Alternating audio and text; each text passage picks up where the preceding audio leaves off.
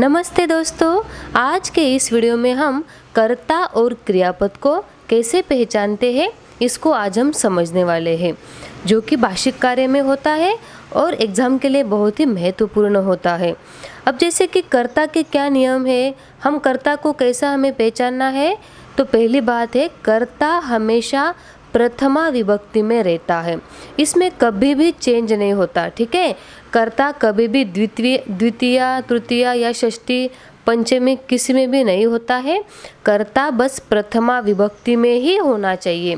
दूसरी बात है जो क्रिया करता है, ठीक है, जो क्रिया करता है उसको हम कर्ता कहते हैं। तो आगे देखते हैं क्रियापद। अब क्रियापद को कैसे पहचानना है, तो क्रियापद नॉर्मल बात है, क्रियापद जो 5 लकार में रहते हैं, ये सिंपल सी बात है। हम एग्जाम्पल देख लेते हैं। अब देखो, भारतवर्षे 6 ऋतवः भवन्ति, अत्र क्रियापदम किम। सिंपल है, भारतवर्ष में 6 ऋतु होते हैं, इसमें हमें क्रियापद ढूंढना है। तो क्रियापद कौन सा है? भवन्ति। हमारे ऑप्शन क्या क्या है? 6 ऋतवः भवन्ति, लेकिन आंसर क्या होगा?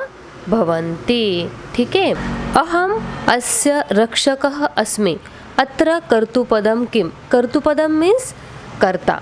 तो हमारा नियम क्या बताता है कि हमारा जो कर्ता है वो हमेशा प्रथमा विभक्ति में होना चाहिए।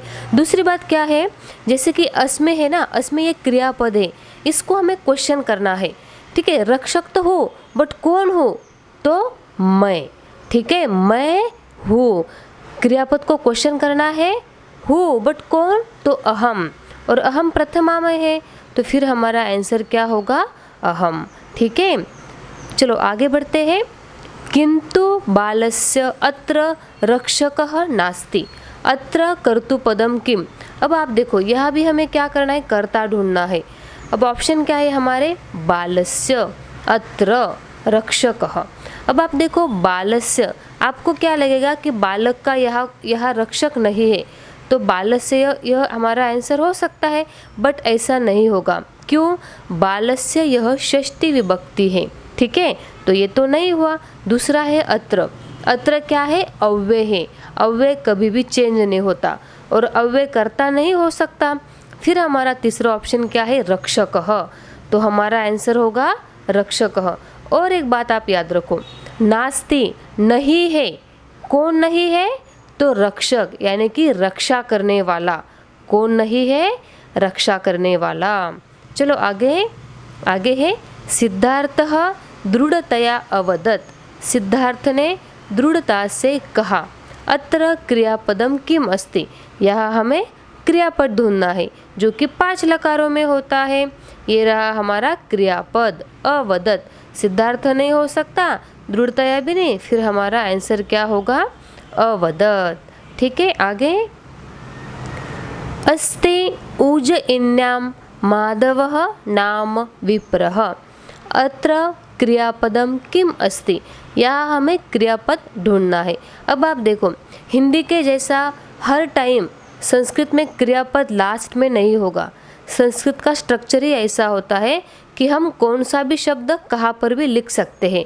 ऐसा कोई ज़रूरी नहीं होता है कि जो क्रियापद है वो हमेशा लास्ट में आना चाहिए, ऐसा कुछ नहीं होता है। हमारे ऑप्शन क्या है? अस्ति, विप्रः और नाम।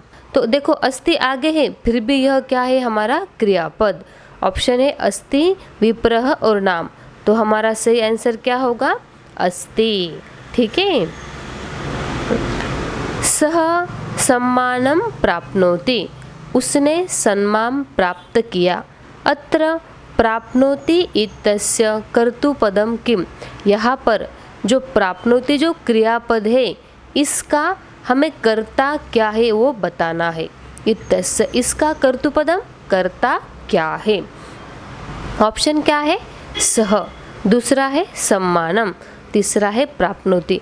ये तो क्रियापद है ऑलरेडी, ये तो आपको पता होगा, उसको सम्मान। बट हमारा रूल क्या कहता है, नियम, कर्ता किस में होना चाहिए? प्रथमा विभक्ति में। तो सह क्या है? प्रथमा विभक्ति है। दूसरी बात आप देखो, प्राप्नोति, प्राप्त किया, बट किसने प्राप्त किया है? सो उसने, है ना। हमने आपको बताया है कि क्रियापद को हमें क्वेश्चन करना है। प्राप्त किया, बट किसने? सह, यानी कि उसने। तो हमारा सही आंसर क्या होगा? सह। इस तरह से अब आगे देखो, आदि काव्यम कृत्वा विद्वांसः स्मरन्ति। अत्र विद्वांसः इत्यस्य क्रियापदम किम अस्ति? ये जो सेंटेंस है यहाँ पर विद्वांसः इसका क्रियापद क्या है? नॉर्मल है, स्मरन्ति मतलब स्मरण करना, विद्वांस यानी कि विद्वान लोग स्मरण करते हैं। ऑप्शन है आदि काव्यम, विद्वांसः और स्मरन्ति। हमारा सही आंसर क्या होगा? स्मरन्ति। ठीक है दोस्तों, इस तरह से हमने कर्ता और क्रियापद को कैसे समझते हैं इसको हमने समझ लिया है। अगर आपको सचमुच यह वीडियो समझ आया है, कुछ पसंद आया है, तो प्लीज़ हमें कमेंट करें। और आपको जो भी प्रॉब्लम है आप कमेंट कर सकते हैं, हम उस पर ज़रूर वीडियो बनवाएंगे। ठीक है दोस्तों, मिलते हैं नेक्स्ट वीडियो में।